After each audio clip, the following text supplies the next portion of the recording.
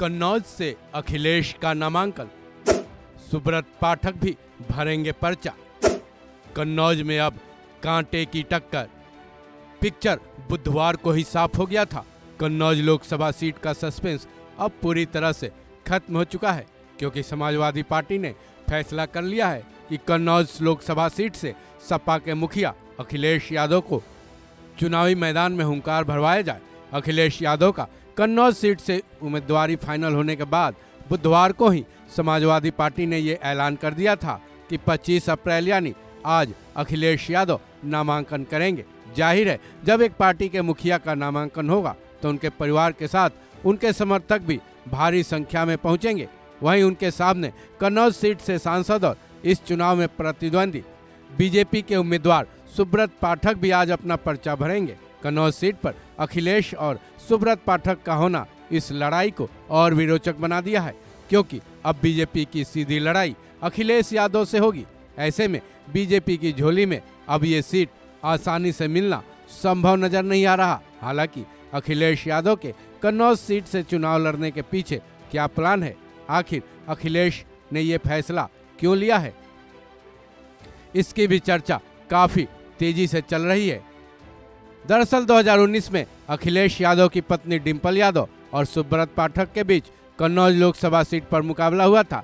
अब इसे बीजेपी की लहर कहें, मोदी की लहर कहें या कुछ और, समाजवादी पार्टी का गढ़ होने के बाद भी डिंपल यादव 2019 में सुब्रत पाठक से चुनाव हार गई थी। हालांकि इस सीट से इस बार अखिलेश यादव ने उम्मीदवारी का ऐलान भी कर दिया था।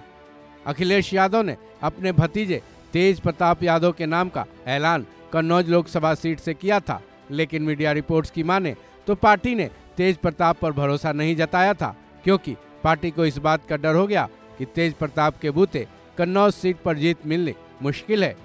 जिसके बाद अखिलेश यादव ने पार्टी की बात मानी और गहरे चिंतन के बाद खुद ही इस सीट से चुनाव लड़ने का फैसला किया।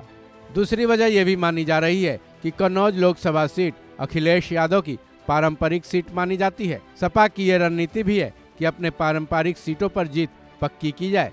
साथ ही ये सभी सीट यादव बहुल क्षेत्र हैं। ऐसे में इन सभी सीटों पर यादवों को ही उम्मीदवार बनाया गया है, जिसमें मैनपुरी से अखिलेश यादव ने अपनी पत्नी डिंपल यादव को उम्मीदवार बनाया है। इसके अलावा आजमगढ़ से अपने भाई धर्मेंद्र यादव, बदायूं से शिवपाल यादव के बेटे आदित्य यादव, फिरोजाबाद से रामगोपाल यादव के बेटे अक्षय को समाजवादी पार्टी ने टिकट दिया है।